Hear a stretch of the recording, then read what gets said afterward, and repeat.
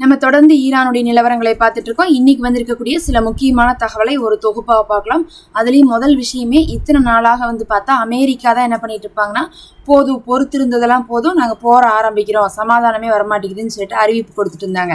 ஆனால் இன்னைக்கு ஒரு பெரிய ட்விஸ்ட் என்னன்னா, ஈரான் சொல்லியிருக்காங்க. ஃபர்ஸ்ட் டைம் ஈரான் என்ன சொல்லியிருக்காங்கன்னா, இன்னும் 2 நாள் தான் டைமு, இல்லாட்டினா நாங்கள் என்ன பண்ணுவோம், போற ஆரம்பிச்சிடுவோம்னு சொல்லிட்டு இன்னைக்கு ஈரான் வார்ன் பண்ணியிருக்காங்க. அதனால ஒரு பெரும் பார்வையை இந்த தடவை ஈரான் பக்கம் திருப்பி இருக்கு. அப்போ ஈரான் சொன்ன மாதிரி போற ஆரம்பிப்பாங்களா அப்படிங்கக்கூடிய ஒரு பெரிய கேள்வியும் எழுப்பியிருக்கு.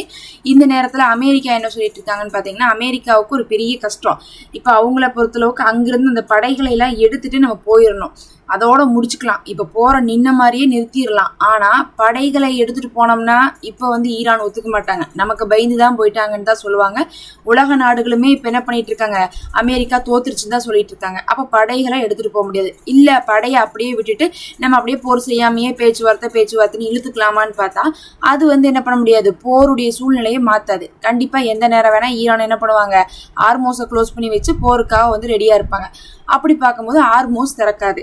இப்போ அமெரிக்காவுக்கு இதுதான் பிரச்சனை. அவங்களுக்கு சண்டையும் போடக்கூடாது, அதே நேரத்தில் ஈரான் தோத்துட்டாங்கன்னு சொல்லிட்டு சமாதானமாக போயிடணும்னு பார்க்குறாங்க. அதுக்கு வழி இல்லாமல் இருந்துட்டு இருக்கு. இன்னைக்கு ட்ரம்ப் ஒரு போஸ்ட் வெளியிட்டிருக்காரு. இவரை நம்ம என்ன சொல்றதுன்னே தெரியல. ஏஐல ஜென்ரேட் பண்ணி நோ மோர் மிஸ்டர் நைஸ் காய்ன்னு சொல்லிட்டு என்ன பண்ணியிருக்காரு, ஒரு போஸ்ட்டை போட்டிருக்காரு. இவரே என்ன நினைச்சுப்பாருன்னே தெரியல. உலக நாடுகளே இதையெல்லாம் பார்க்கும் போதே ட்ரம்ப்பை பார்க்கும்போது எப்படி இருக்கு, என்ன இவர் இப்படி பண்றாரு, ஒரு இடத்துல அவர் ஒரு பிரசிடென்ட்டா இருக்காருன்னா அதுக்கான கண்ணியமான வார்த்தைகளே அவர் பேசணும். ஆனால் சமீப காலமாக அவர் பேசக்கூடிய வார்த்தைகளுமே பார்த்தீங்கன்னா பெரிய பேசு பொருளாக மாறிட்டு இருக்கு. இதெல்லாம் இல்லாமல் இவர் வேற அப்பப்போ என்ன பண்ணுறாரு, ஏஐல ஜென்ரேட் பண்ண வீடியோலாம் விட்டுட்டு அன்னைக்கு ப்ரோப் ஃப்ரான்சிஸ் அவர்களுக்கு என்ன பண்ணியிருந்தாரு, தன்னையவே இயேசு கிறிஸ்துவாட்ட ஏஐல ஜென்ரேட் பண்ணி நான் தான் இயேசு கிறிஸ்து, நான் தான் இந்த உலகத்தவே காப்பாற்றிட்டு இருக்கேன்னு சொல்லிட்டுலாம் என்ன பண்ணாரு, கலாய்ச்சி வச்சிருந்தாரு. இன்னைக்கு பார்க்கும்போது ஹீரோ மாதிரி துப்பாக்கிலாம் வச்சு இவர் சுடுற மாதிரியும், அவ்வளோதான் அவங்களுக்குலாம் லிமிட் இல்லை அப்படிங்கிற மாதிரியும், நாங்கள் அழிச்சிருவோம் அப்படின்னு சொல்லிட்டு என்ன பண்ணியிருக்காரு, இதுக்கு மேலே என்னால் நல்லவனாக நடிக்க முடியாது அப்படின்னு சொல்லிட்டு ஒரு போஸ்ட்டை போட்டு வச்சிருக்காரு. அதுக்கு யூஎஸ் உடைய செக்ரட்டரி பீட்டர் ஹெக்ஸத் அவர்கள் அவங்க இன்னைக்கு என்ன பேசி வச்சிருக்காங்கன்னா, நாங்கள் கன்ஃபார்மாக ஜெயிச்சிட்டோம், அதாவது எங்களுக்கு சந்தேகமே இல்லை, எல்லாமே முடிஞ்சு. இப்போ ஏன் இன்னும் அவங்க சமாதானத்துக்கு வராமல் இருக்காங்கன்னா, அங்கே ஒரு சரியான தலைமை இல்லை, அவங்க எல்லாம் ஒன்றிணைந்து பேசிட்டு என்ன பண்ணுவாங்க, கண்டிப்பாக எங்கள்கிட்ட சமாதானத்துக்கு வந்துருவாங்கன்னு சொல்லிட்டு பீட்டர் ஹெக்ஸத் அவர்களும் சொல்லியிருக்காங்க. இதில் வேற யுரேனியம் கண்டிப்பாக நாங்கள் எடுத்துகிட்டு வந்துடுவோம், எப்படியாவது ஒரு பிளானை போட்டாவது உள்ள பூந்து என்ன பண்ணுவோம், யுரேனியம் எடுக்க போறோம்னு சொல்லியிருக்காங்க. இன்னொரு பக்கம் ட்ரம்ப் அதான் சொல்றாரு, அங்க பேச்சுவார்த்தை பண்றதுக்கு சரியான ஆள் இல்லை, நாங்கள் டைம் கொடுத்துட்டோம், அந்த டைம் அவங்க யூஸ் பண்ணல அப்படின்னு சொல்லிட்டு இதுக்கு மேலே எங்களால் நல்லவங்களாக இருக்க முடியாது அப்படின்னு சொல்லிட்டு ட்ரம்ப் போடுறாரு. ஈரானும் 2 நாளைக்கு மேலே உங்களை நாங்கள் விட்டு வைக்க மாட்டோம்னு சொல்லிட்டு ட்ரம்ப்புக்கு பதிலடி கொடுத்துருக்காங்க. அதனால ஈரான் மறுபடியும் இந்த போரை ஆரம்பிக்க போறாங்களான்னு சொல்லிட்டு நம்ம பொறுத்திருந்து பார்க்கணும். அடுத்து ரொம்ப முக்கியமாக லெபனான்ல இப்போ ஒரு பெரிய வெற்றின்னு தான் சொல்லணும்.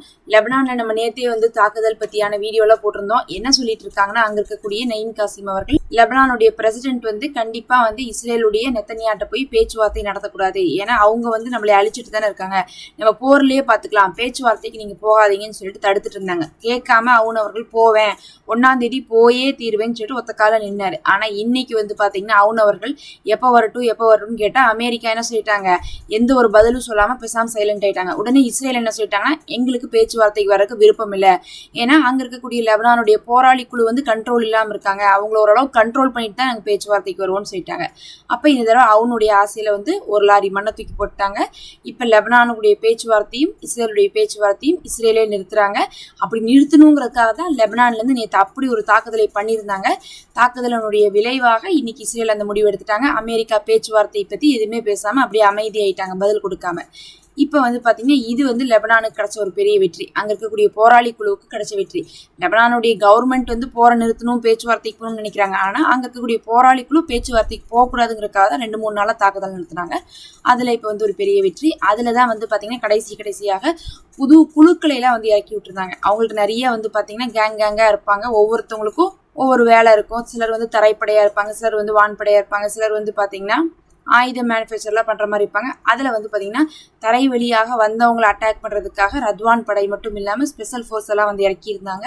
இறக்குனது மட்டும் இல்லாமல் இவங்களுடைய மெர்காவாக்களெல்லாம் தாக்கி அதுக்கப்புறம் 20 பேர் கொண்ட இஸ்ரேலுடைய இராணுவ படை ஒன்று வந்துட்டு இருந்த அந்த இடத்துலையே வச்சு என்ன பண்ணியிருக்காங்க, தாக்குதல் நடத்தியிருக்காங்க. கண்டிப்பாக அந்த இடத்துல ஒரு 10 பேராவது இறந்துருப்பாங்கன்னு சொல்லப்படுது. இன்னும் 10 பேர் படுகாயமடைந்திருக்கிறதாக வந்து லெபனானே சொல்லிட்டு இருக்காங்க. இந்த மாதிரி தாக்குதலாம் நடத்தியிருக்காங்க. அதனுடைய விளைவு தான் இப்ப இஸ்ரேல வேற வழி இல்ல, இவங்களை நம்ம கண்ட்ரோல் பண்ணாம சமாதானத்துக்கு போக முடியாதுன்னு சொல்லிட்டு ஒத்துருக்காங்க. இப்ப இஸ்ரேல் வந்து பல வீரர்களை லெபனானுக்குள்ள இழந்துட்டு இருக்காங்க. பெரிய தோல்விதான் லெபனானை பொறுத்தளவுக்கு இஸ்ரேலுக்கு. பொறுத்திருந்து பார்ப்போம். இதெல்லாம் தான் இப்ப வந்த முக்கியமான தகவல்.